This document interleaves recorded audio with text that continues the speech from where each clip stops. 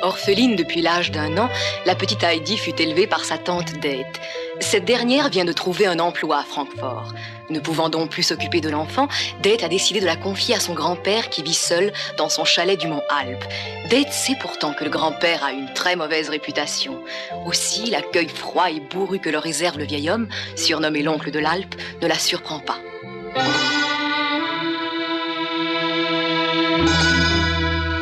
De toute façon, si vous ne voulez pas la garder, eh bien faites-en ce que vous voulez.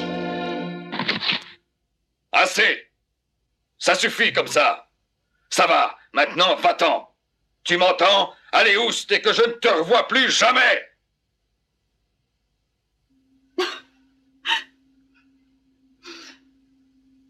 Ma petite Heidi. Au revoir, Heidi.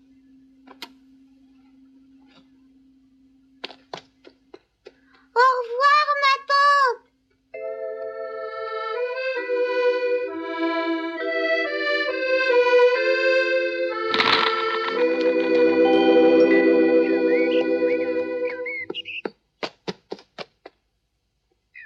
Dete! Attends-moi! Dete! Alors tu as fini par laisser Heidi chez son grand-père? Oui. Comment as-tu pu faire ça? La pauvre petite. Je n'avais pas le choix, tu le sais bien. Oh. Écoute, Barbel, veux-tu comprendre que Heidi est bien trop jeune pour que je l'amène avec moi à Francfort? Oh, tu me comprends, Di. J'ai enfin trouvé le travail que je désirais depuis longtemps. Où je vais bien gagner ma vie, et où je serai surtout bien traitée, et où je serai libre d'agir à ma guise. Écoute, je dois sembler bien égoïste. Essaie de comprendre. Mets-toi un instant à ma place et tu verras. Quand même, Dete. Puisque je te dis que je n'y peux rien, que je n'ai pas d'autre solution. Dete! Reviens, Dete!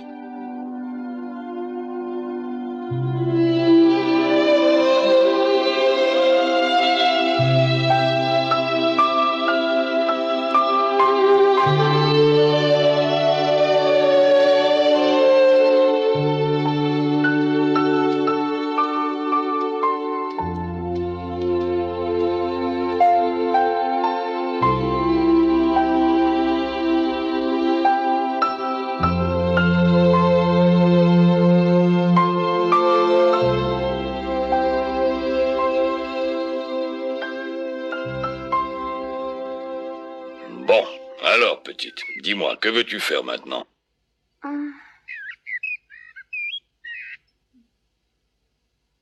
J'aimerais bien visiter ta maison, grand-père. Dis-moi, est-ce que je peux? Oui, bien sûr que oui. Allez, viens, apporte tes vêtements avec toi. Je n'en aurais pas besoin.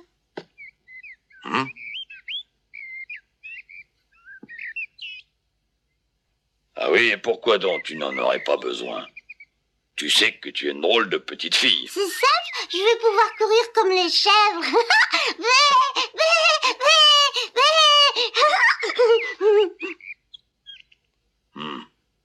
Bah, si tu veux, mais fais-moi plaisir, rentre tes vêtements.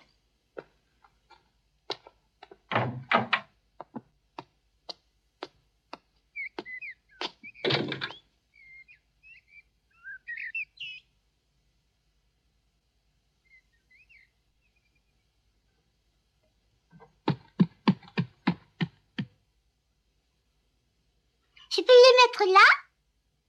Oui, ça ira très bien.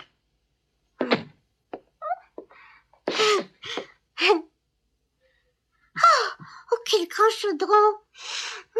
Oh, ça sent le fromage! Mais c'en est. Est-ce que tu fais le fromage toi-même, grand-père? J'aimerais bien en faire moi aussi. Hop! Grand-père, dis-moi, où est-ce que je vais dormir? Où tu voudras, choisis.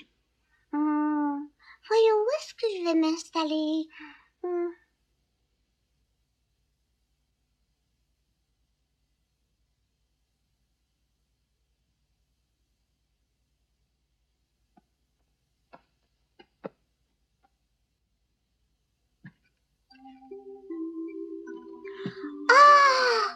c'est plein de foin. Comme ça sent bon. Ah.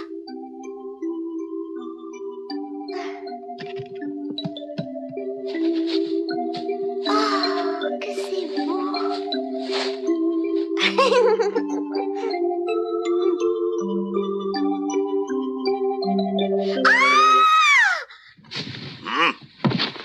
Qu'est-ce qu'il y a?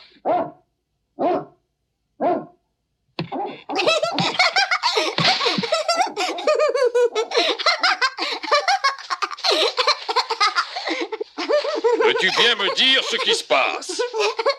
Oh, grand-père, ils sont si bons ce foin, c'est une odeur que j'aime beaucoup, tu sais. Il est si doux que je veux dormir ici. Je vais me faire un bon lit bien douillet avec ce tas de foin. Et tu vas voir, il ne me restera plus qu'à le couvrir. Grand-père, tu veux m'apporter un drap? Une fois qu'on aura mis le drap, mon lit sera prêt. Dépêche-toi, grand-père. Oui, oui, je descends. Attends une petite seconde. Mais c'est qu'elle n'est pas bête du tout, cette petite. Mais qu'est-ce que tu fais, grand-père? Voilà, j'arrive. Ça va ici? Oui, oui, c'est très bien. C'est un lit merveilleux et je peux voir par la fenêtre même quand je suis couchée. Et voilà. Oh. Oh, attends, je vais t'aider. Oh.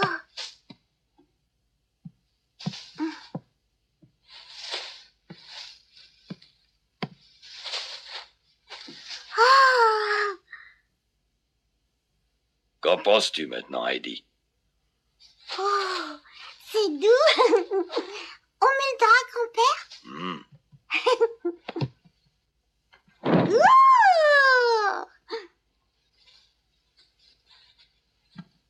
Alors, il te plaît ton nouveau lit? Oui, mais il manque encore quelque chose. Ah, Oui, j'aurais besoin d'une couverture pour me couvrir quand je serai au lit. tu as raison. Mais je ne sais pas si j'en ai une. Oh, ça ne fait rien, je n'ai qu'à prendre un peu plus de foin. Oh, attends, j'ai une idée.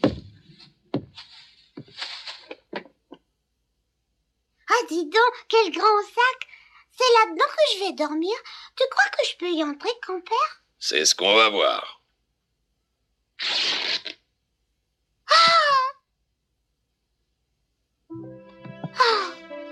Alors, ça t'ira comme ça? Bravo, bravo! Il n'y a pas de plus beau lit au monde, grand-père.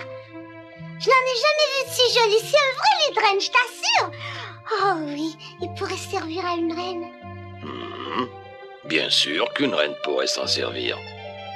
Et après tout, ce chalet de montagne, on peut dire que c'est notre palais à tous les deux. Oh, et le soir, est-ce que je verrai beaucoup d'étoiles briller dans le ciel? Oh oui, tu en verras des milliers. Et le matin, grand-père, est-ce que j'entendrai chanter les oiseaux? Mais oui, et tu entendras le vent. Parfois, il souffle avec tant de fureur que la maison en vibre. Mais pas parce qu'il est en colère, c'est sa façon à lui de dire bonjour. Si tu l'écoutes, il te racontera de belles histoires. Et quand il pleuvra, tu verras, comme tu seras bien ici pour t'asseoir et réfléchir. Les gens ont besoin de ces journées de pluie. Oh, moi, je n'aime pas la pluie.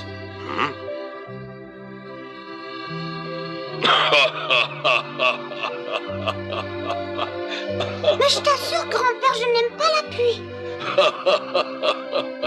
Oh, moi non plus. Oh, comme on est bien ici. Ah, si tu savais comme j'ai hâte d'essayer mon lit. Oui, mais avant d'aller au lit, que dirais-tu si on descendait déjeuner? Tu dois avoir faim. Oh oui, ça, alors je meurs de faim. Il semble qu'on soit d'accord là-dessus. Bon, alors viens, allons déjeuner. Tout en échangeant rires et plaisanteries avec sa petite fille, grand-père sentait la jeunesse envahir à nouveau son cœur.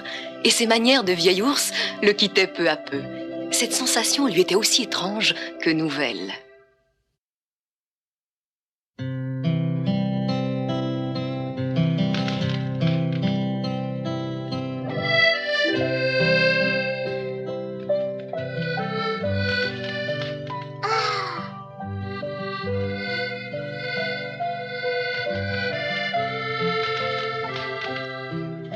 Ça a vraiment l'air délicieux.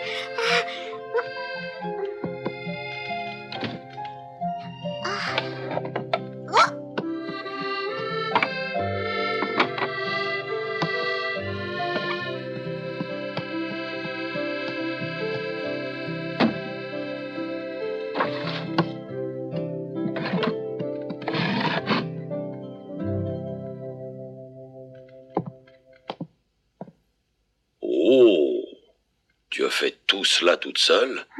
Ah, mais on dirait que tu as oublié quelque chose. Dans quoi est-ce que je vais verser le lait?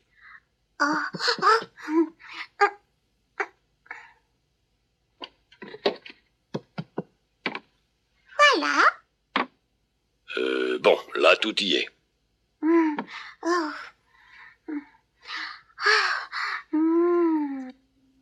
Tu ne prends pas une chaise pour t'asseoir?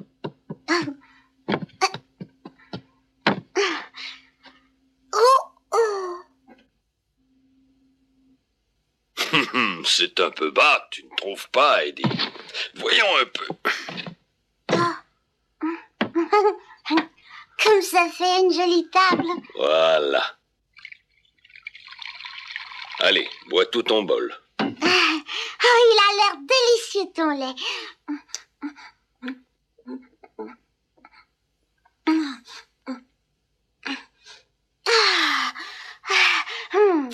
Il est vraiment délicieux, je n'en ai jamais bu de meilleur. C'est vrai? Eh bien, reprends-en encore un peu. C'est excellent pour toi, le lait de chèvre, tu sais. Ah oui.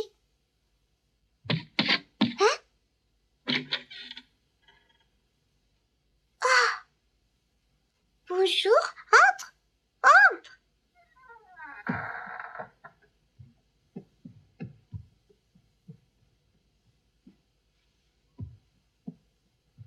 Viens, Malabar. Ah non, c'est Hercule. Oh, il s'appelle Hercule?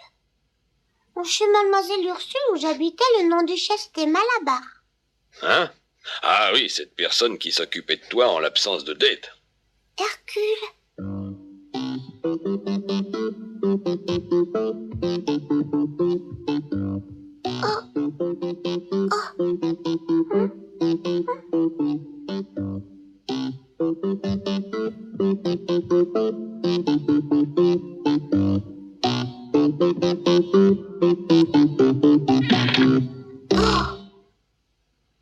Comme il est grand et gros.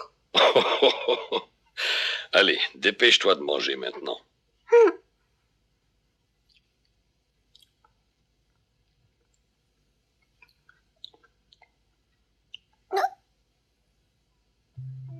Merci, grand-père.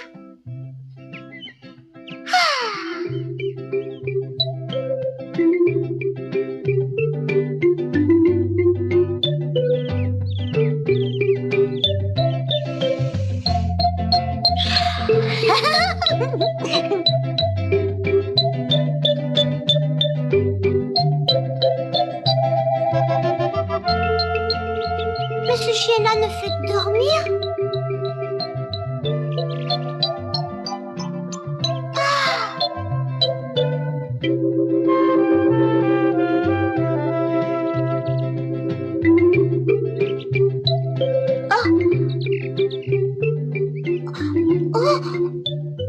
Excuse-moi.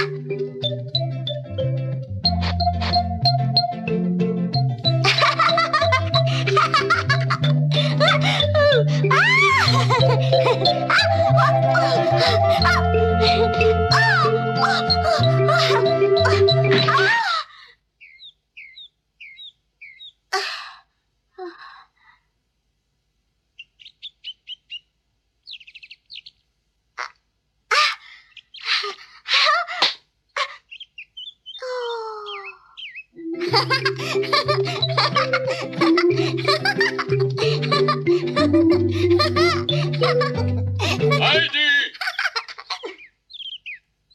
Oui? Viens vite t'habiller un peu, Heidi. Il commence à faire frais. Oui, j'arrive. Oh, qu'est-ce que tu fais, grand-père? Un trou? À ton avis, qu'est-ce que c'est?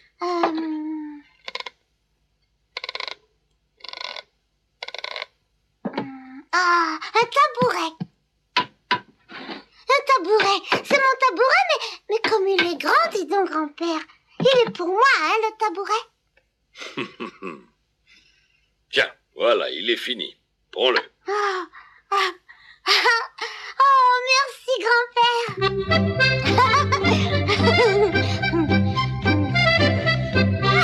Regarde, c'est mon tabouret. Il est tout neuf. En voilà une qui n'a pas les yeux dans sa poche. Elle sait ce qu'elle veut.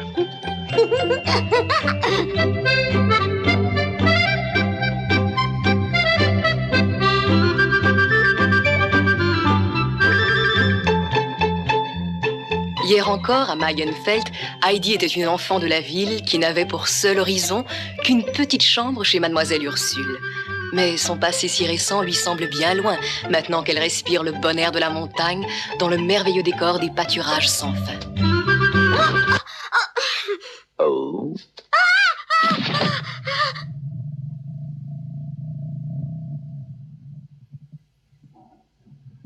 Tu ne vas pas me mordre, hein? Oh, je l'ai pas fait exprès. Je te le jure. Je m'appelle Heidi.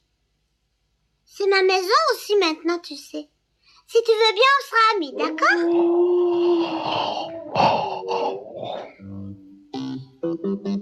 Oh, Hercule, tu m'écoutes.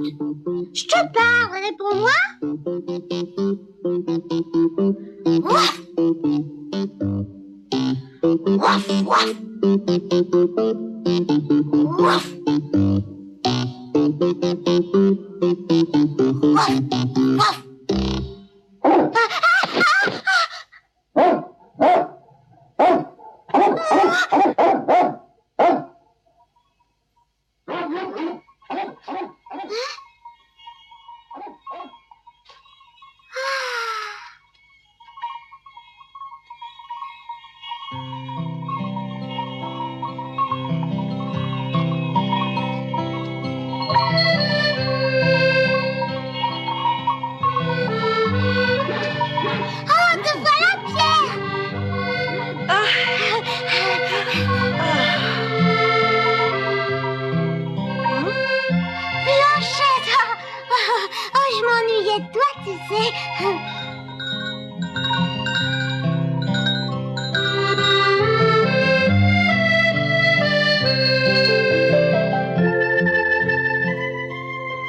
Ces chèvres sont à nous, grand-père? Oui, elles s'appellent Lily et Biquette. Ah bon? Qu'est-ce que c'est? C'est du sel. Les chèvres aiment beaucoup ça. Oh, grand-père, laisse-moi leur en donner. Tenez. Oh, mais ça chatouille.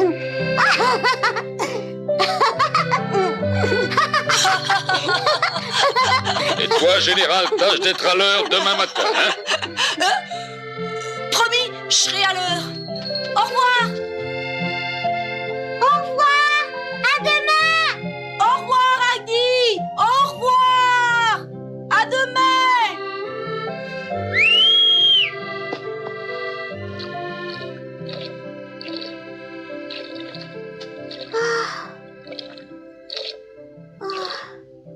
bien, grand-père. Dis-moi, qu'est-ce qu'on fait maintenant? Ce sera tout pour aujourd'hui. Tu vas manger et tu iras vite te coucher. Oh, mais il est encore tôt. Oh, c'est l'été, tu sais, les journées sont plus longues.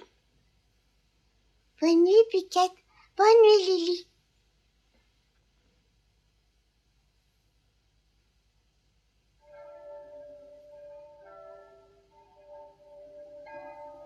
Ah, qu'est-ce que c'est?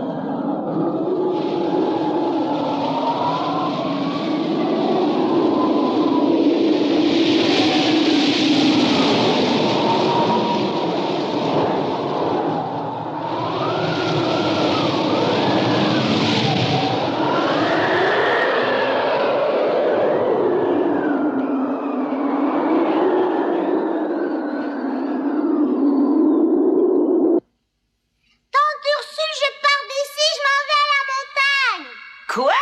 Il est déjà midi? Mais non, je te dis, je m'en vais à la montagne. Je te défends de sortir. Si tu veux jouer, reste dans la maison. Si t'arrivait quelque chose, je ne toucherai plus la pension qu'on me donne pour que je t'élève. Tu ne comprends rien. Quoi? Je m'en vais chez mon grand-père à son chalet du Mont Hump.